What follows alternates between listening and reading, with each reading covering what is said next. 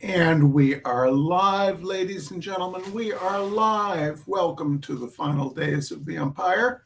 Uh, it's good to be here. We've got a snowstorm going on outside, and we've got an ice storm going on elsewhere. I put up a couple. I put up a couple links that you might find interesting in the comments. One is a John Prine song that I think it was written at the time of the Iraq War, but I think it is relevant today. And the other is there's a YouTube channel I enjoy called Legal Eagle. And I started watching Legal Eagle a few years ago because a few years ago in those innocent days, hey, Terry Hudson, a few years ago in those innocent days, he mostly did, I think he gained a following on YouTube by his conceit being a real lawyer views lawyer movies and says how realistic or unrealistic they are. And that was pretty fun. It was pretty fun.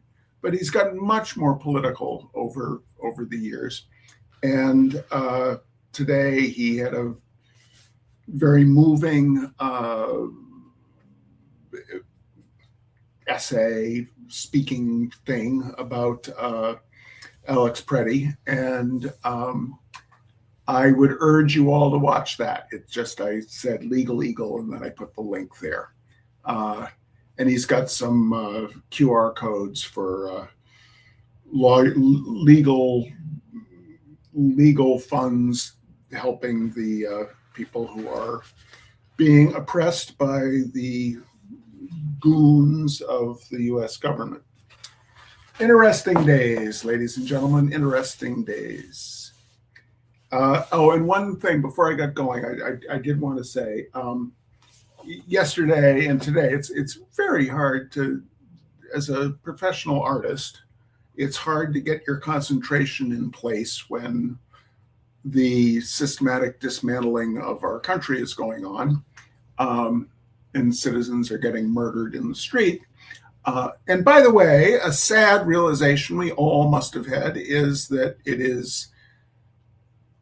we are very lucky that both of the recent murders have been of white people, because people are paying a lot more attention to that than if they were black people or brown people. It's disgusting, disgusting world. Anyway, it's been hard to concentrate. And yes, but the object lesson I want to convey is chop wood, carry water. Yesterday, I could barely concentrate, but I had a painting that was nearly done, and I kept working on it. And I would put one brush stroke down, and I would step back to my place that I view it from, because if you're a painter, you need to establish the distance that you want the painting to be viewed from. And I just kept doing that for a couple of hours, though I didn't really feel like it. And I reached a place where I thought it was completed, and I put the painting up on my Instapuppy channel, and a collector said they wanted to purchase it, and we agreed that I would, if they showed me the receipt from their donating $1,000 to a charity that we both agreed on, I would deduct $1,000 from the price that they'd be paying for it. And together we have chosen a charity benefiting asylum seekers in Minnesota. And so even though I did not feel like painting, I kept painting, and that charity has $1,000 more today than it had yesterday. So everybody just keep doing the thing that you do. My beloved is touring with James McMurtry.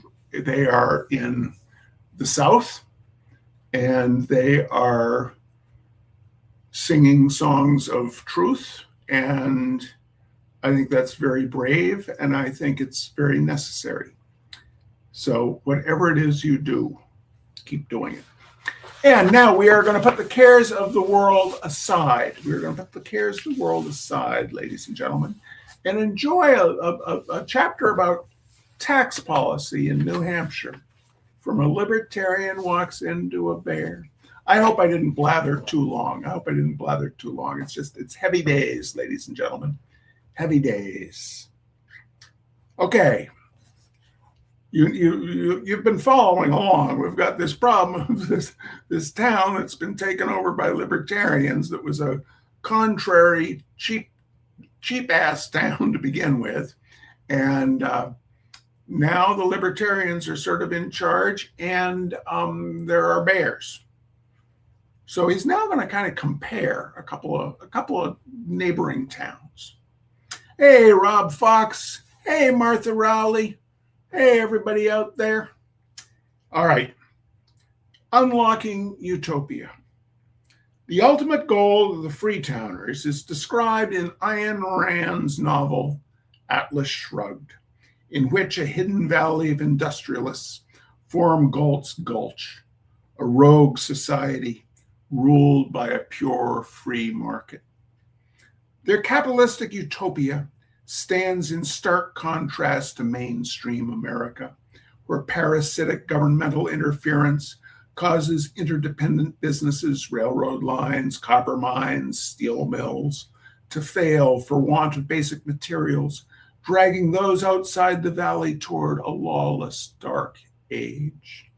For Grafton's Freetowners, Rand's vision of a market-driven society was what kept them privatizing and deregulating everything they could. For 7 long years, they joined thrift-minded allies in issuing vociferous challenges to every rule and tax dollar in sight. One by one, expenditures were flayed from the municipal budget, bits of services peeled away like so much flesh.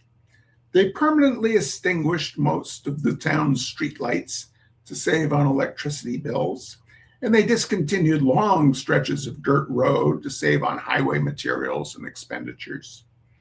The town rejected funding for frills like community Christmas lights and 4th of July fireworks.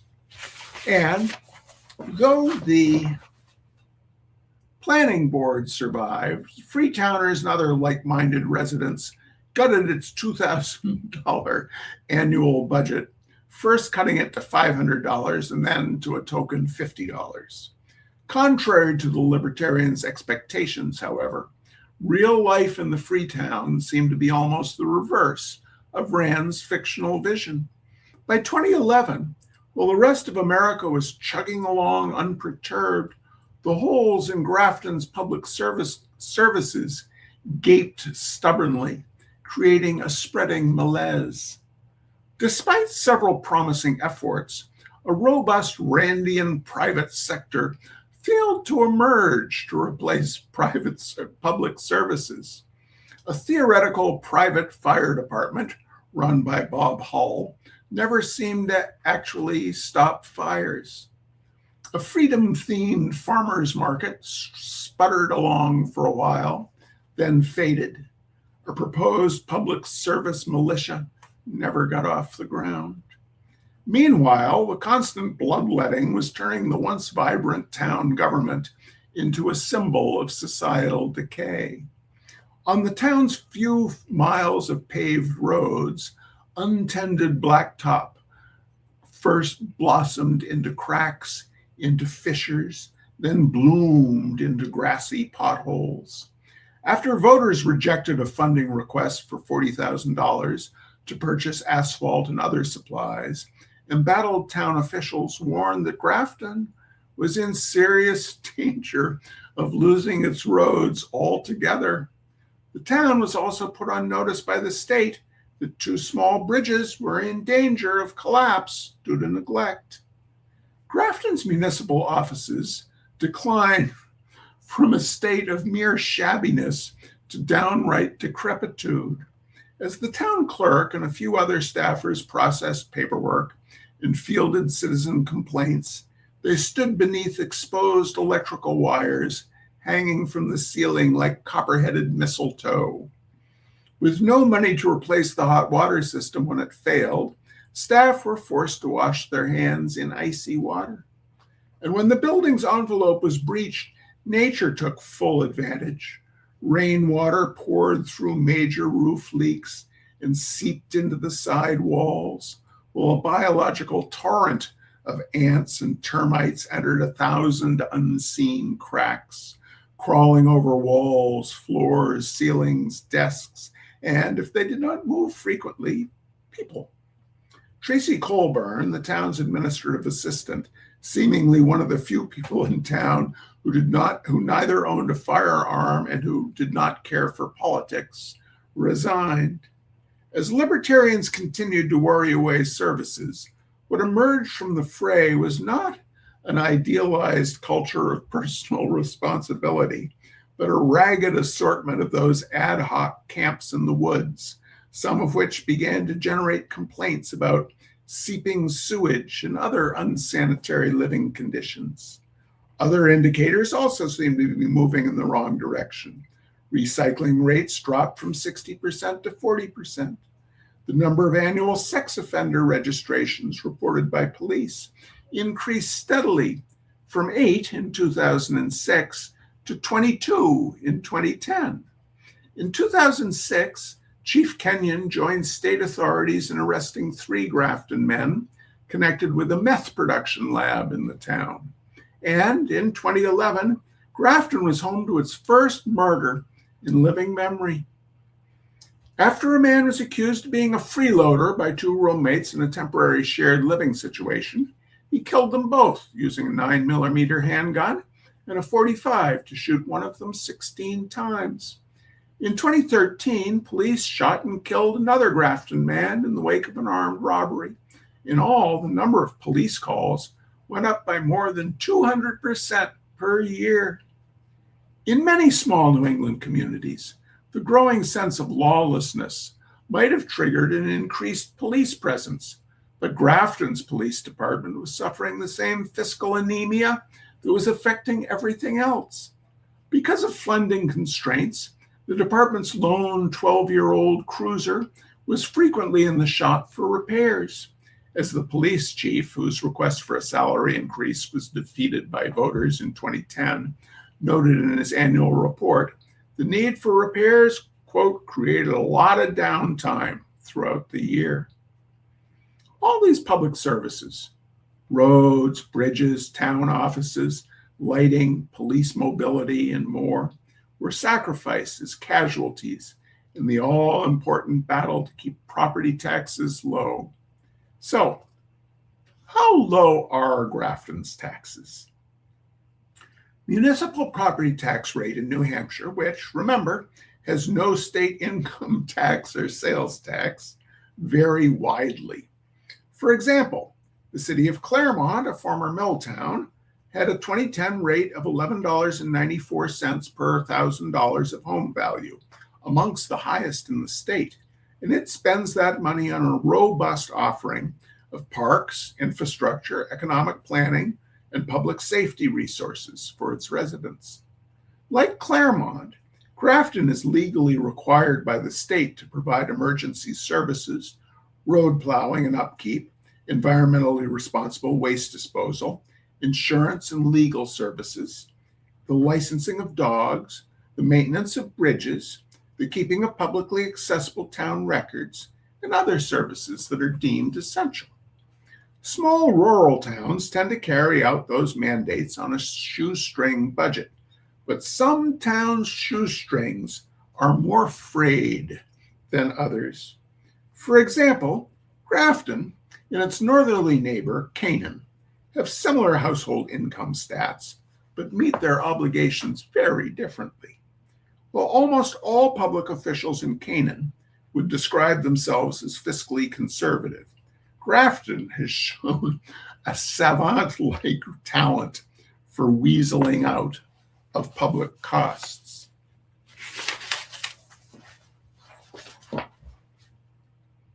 It's always been that way. Even in the late 1700s, when Grafton and Canaan were neighboring settlements with just a few hundred residents each. Canaan spent public dollars to feed its militia members during military training exercises, while Grafton voted against doing the same. Back then, those sorts of decisions kept Grafton's tax rate at £2 per £1,000 of valuation, British currency, while Canaan residents were taxed more heavily at £2 3 shillings. Both communities taxed residents with the same fiscal goal in mind of growing their populations. If a community attracts and retains people, it spreads the tax burden over more taxpayers, and it creates a virtuous cycle of economic growth and prosperity. But the difference between the two towns was that, while Canaan tried to attract people by emphasizing tax-funded services, Grafton emphasized lower taxes. Inherently statist, the Canaan approach is based on the idea that elected officials are better qualified to spend taxpayer money than the taxpayers themselves. The Grafton approach, on the other hand, is individualistic. People with the freedom to spend their own money make better, more rational decisions than the government.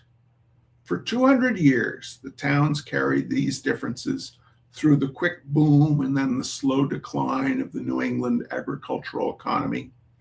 During the boom years and up through the Civil War, both Grafton and Canaan were buoyed by the capitalistic forces that prevailed in an age of prosperity, with Grafton's population swelling to 1,259 in 1850 and Canaan's going a little bit higher to 1,682. Following the American Civil War, New England's agricultural economy migrated west, and both communities lost population. Canaan responded by investing in its future, building the sort of public infrastructure it believed would appeal to new residents. Grafton took a different approach. In 1881, when Good Times created a surplus in the town treasury, they voted at a town meeting to give everyone a tax-free year. And in 1909, not long after it first declined to fund a fire department, Grafton stymied a plan to build a $150 police station, leaving a chain of police chiefs no choice but to work, conduct interviews, and store criminal records in their own homes for the next 82 years. Grafton's population in 2010 was 1,340, just a hair more than in 1850. But over that same period of time, Canaan's population ballooned to 3,909, despite its higher taxes. It was possible to think that Canaan had the better tax plan, but maybe, as the Freetowners likely believed, it was exactly the opposite. Maybe Grafton's taxes were still just too high. So Grafton doubled down on its anti-tax war. In 2001, the municipal budget included $520,000 in local tax money, a figure that does not account for other revenue sources like state grants. By 2011, the municipal budget contained just $491,000 in taxes. Factoring in inflation, the town had reduced its buying power by 25%, even though the population increased by 18% over that same time period. Not every service was being cut. Indeed, certain expense categories were expanding. Before the Freetown project began, the town's legal expenses, for example, were usually less than $1,000 a year. They totaled $275 in 2004. But after the Freetown project began, a more litigious mindset emerged in Grafton, and the town's legal bills began to mount, reaching $9,400 in 2011. Grafton is also legally required to provide public assistance to income-qualified residents who apply. Before the beginning of the Freetown project, providing public assistance tended to cost the town less than $10,000 a year. But by 2010, that expense had more than quadrupled to more than $40,000. Grafton and Canaan have drifted so far apart that no one would guess they started as virtually identical settlements. After 150 years of community building, Canaan had an elementary school, churches, restaurants, banks, a gift shop, convenience stores, farms, an arts community, a veterinary clinic, and dozens of small businesses, each of which added something to the town's identity and sense of community. Grafton, by contrast, had a single struggling general store, one tourist attraction in the Ruggles mine, a suite of chronically underfunded municipal services, and a church celebrating the singular ideas of John Connell. But Grafton did have low taxes, or, to be more accurate, taxes that were low in theory. I assumed that after all these years of resistance, Grafton's tax rate would be a fraction of Canaan's, but I learned that the difference is actually quite modest. Because it has managed to maintain larger populations over the decades, Canaan can spend much more on public goods while keeping tax rates in check. In 2010, the tax rate in Grafton was $4.49 per $1,000 of valuation, as compared to $6.20 in Canaan. That means the owner of a $150,000 home would get an annual municipal bill of $673.50 in Grafton and $930 in Canaan.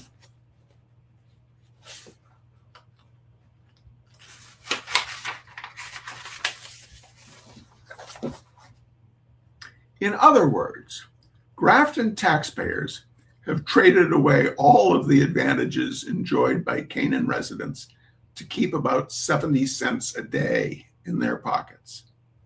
Did Canaan's relative success really say something about taxes, or was that a coincidence?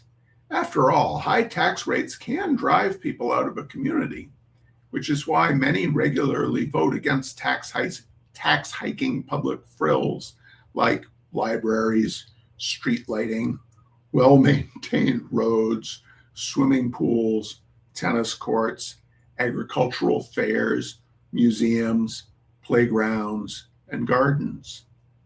In 2019, a group of Baylor University researchers decided to check in on people who favored low taxes over those sorts of frills. They looked at 30 years of data on public spending and on optional public services and compared them to self-reported levels of happiness. Their findings suggest that Canaan's success is no fluke, but in fact an entirely predictable outcome. States with well-funded public services have happier residents than those that don't. This happiness gap held up among all sectors of society, rich and poor, well-educated and poorly educated, married and single, old and young, healthy and sick.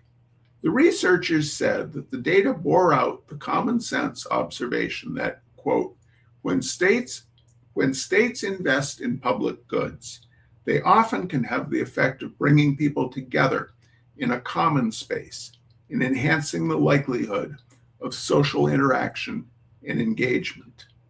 Over time, they wrote, these subtle interactions can help to strengthen social ties among citizens and, in so doing, promote greater well-being. But there is one caveat. Public spending is associated with happiness, but it might not actually cause happiness, said the study's authors. It's also plausible that happy people of all income levels are simply more willing to spend tax money. If that's true, it would suggest that Grafton's miserly approach to public spending did not necessarily cause unhappiness amongst its residents. Rather, the low tax rate may have been a predictable outcome for a town that had, over the years, become a haven for miserable people. All right, ladies and gentlemen, that is tonight's reading. What happens next week? Let's see. Oh, we got to the fire department. Oh, that's a good chapter, ladies and gentlemen. That's a good chapter. Assuming that the Mad Emperor hasn't destroyed the world by next week, we will see you next week for another chapter from Libertarian Walks into a Bear. Oh, and one last thing I did want to say. At least the libertarians have stepped up and said that murdering a citizen who is carrying a legal firearm and posing no threat with that firearm, the libertarians have said that that is wrong. And I applaud that amongst the libertarians. All right, hang in there, ladies and gentlemen. Don't give in to the fascists. See you next week. Bye-bye.